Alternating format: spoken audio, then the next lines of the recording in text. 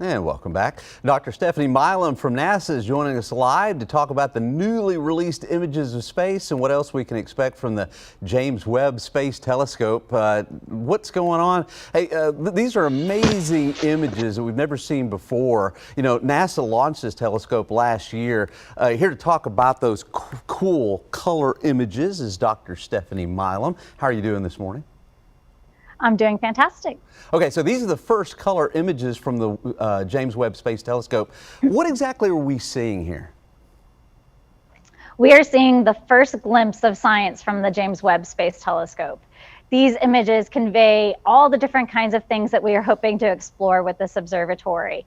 Everything from extremely distant galaxies back to the very first stars and galaxies of the universe, atmospheres of planets around other stars, and giant clouds of gas and dust that we can now peer inside of to understand how stars and planets are actually being formed. You know, it looks like that nebula there almost has like texture to it. Just amazing.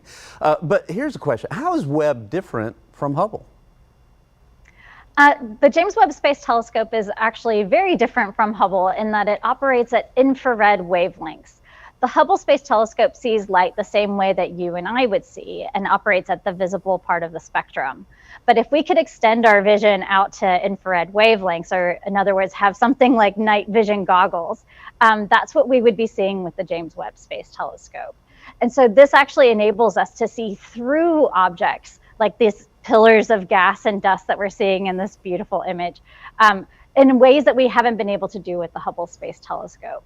And this is going to revolutionize what we can do in astrophysics and planetary science in the next generations to come. Yeah, you're just going to learn so much. Now, here's a question for you. Doesn't Webb see light that won't reach Earth for a long time? So you're basically kind of looking back in time. It's kind of confusing. Shed some light on that for us. Yeah, so we have an expanding universe, and whenever we see light that's been emitted, even from something like our own star or galaxy, that light has to travel significant distances to get from across the universe to where we are here today. And so by traveling, and of course it takes time to travel that distance, and light only goes a certain speed.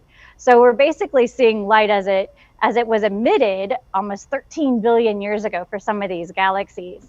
And it just gets shifted to longer and longer wavelengths as it travels on its journey across the universe. Well, it's just amazing. Okay, we've got about a minute left. What are you looking most forward to learning from Webb? Well, I'm a planetary scientist and I study objects in our own solar system.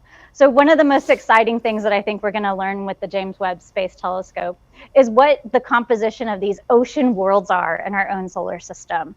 So we're going to be able to study these plumes of gas that's coming out of moons around Jupiter or Saturn and see whether or not those plumes have things like water, carbon dioxide, carbon monoxide, or methane in them, and really understand what those ocean worlds actually may have within their icy shells and this subsurface oceans that's actually spewing from these bodies.